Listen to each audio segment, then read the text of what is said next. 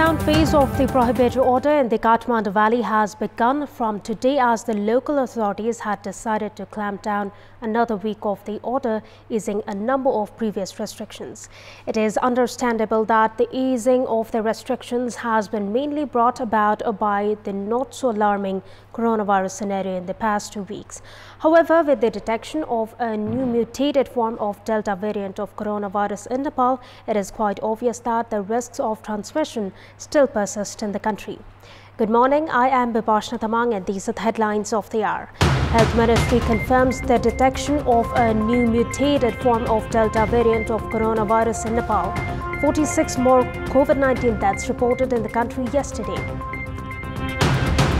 President's involvement in parallel power exercise invites controversies, issues directives bypassing constitutional provisions.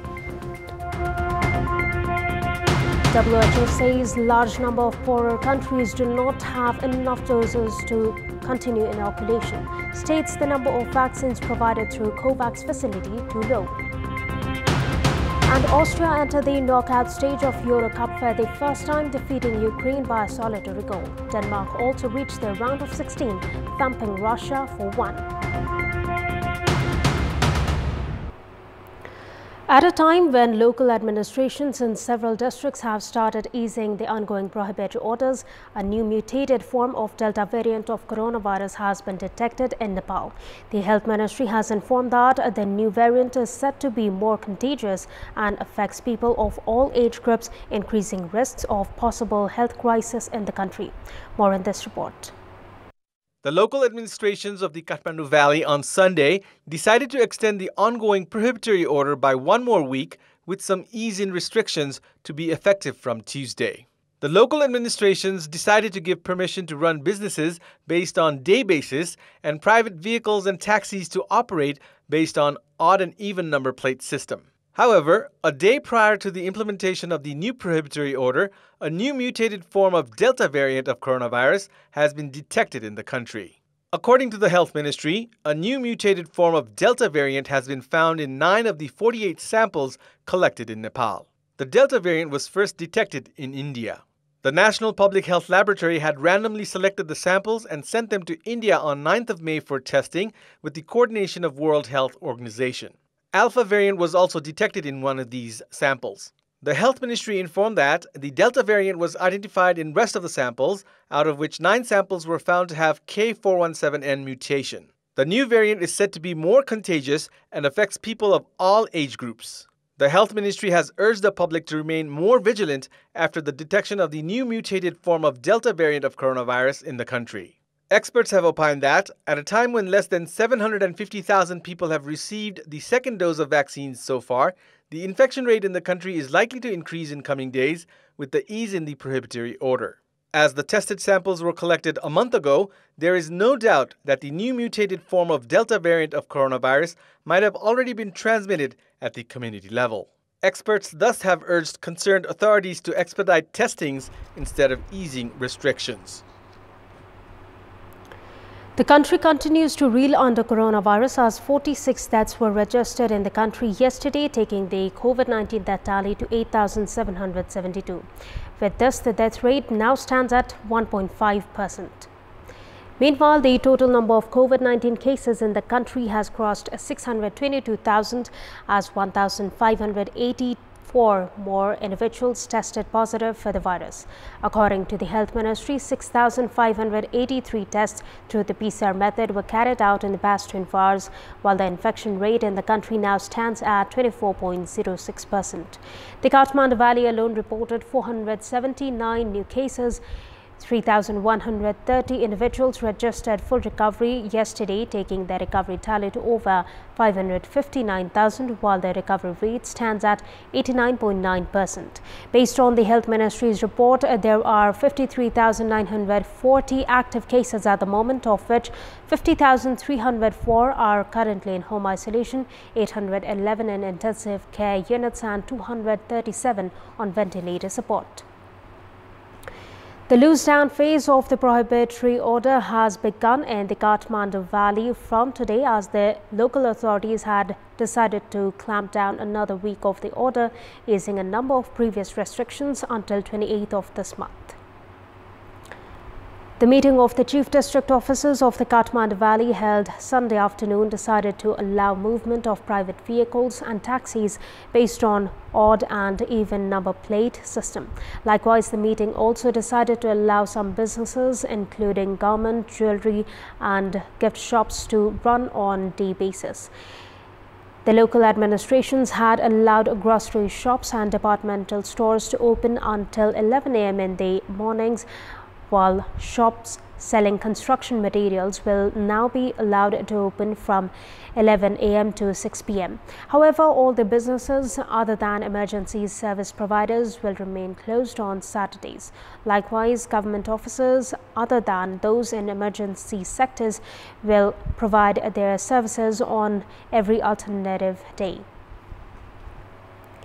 Welcome back. President Devi Bhandari in recent days has been exercising power as an executive head, even as the Constitution has limited the role of the president as ceremonial.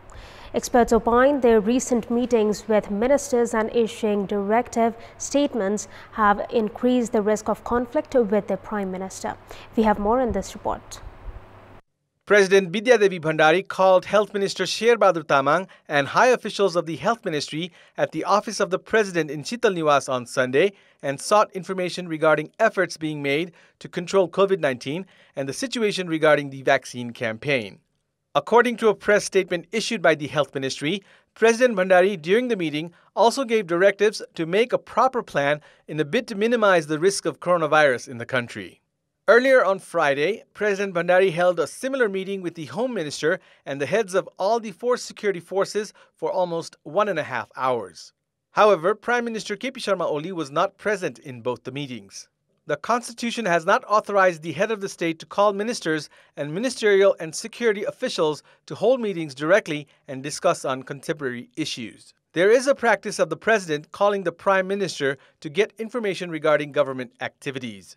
After long discussions and debates, the Constitution has provision that the President can act only upon the recommendation of the Council of Ministers or similar kind of constitutional bodies to avoid the risk of parallel exercise of power in the country.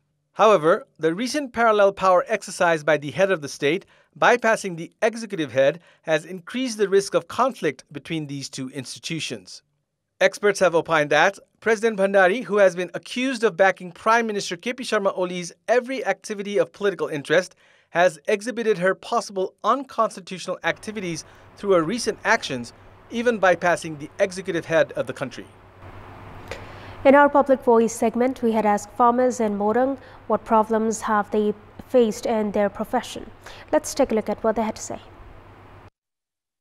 Public Voice. मल पाउँदैन सिँचाइको अभाव छ हामी खेतीबारीमा यति थोक लगाएको छौं बेच्न पाएको छैनौं सब खेतैमा कुइरहेको छ टाइममा पानी पाउँदैन जन मजदुर पाउँदैन खाद मल पाउँदैन हाम्रो देश कृषि प्रधान देश भए तापनि यहाँ कृषि नीतिको कमी छ कृषि नीति त्यति दह्रो बनाउन सकेको छैन सरकारले र कृषि घरेलु उत्पादन गरेको कृषि उपजहरु सबै बिचौलियाको हातमा छ जन मजदुर भेट्दैन धान गहुँ उब्जाउँछु पैसा कम भावमा बिक्छ मूल्यमा बिक्दैन अनि गहुँ पनि त्यस्तै भावमा बिक्दैन सस्तोमा बेच्नु पर्छ ठुलो समस्या भनेको समयमा मजदुर मिल्दैन त्यसपछि अब फलेको बालीहरुमा राम्रो भाव पनि लाग्दैन र बिचौलियाहरुको हातमा पर्छ कतिपय बाली त खेतमै सर्न सम्म अवस्था पुगेको छ अहिले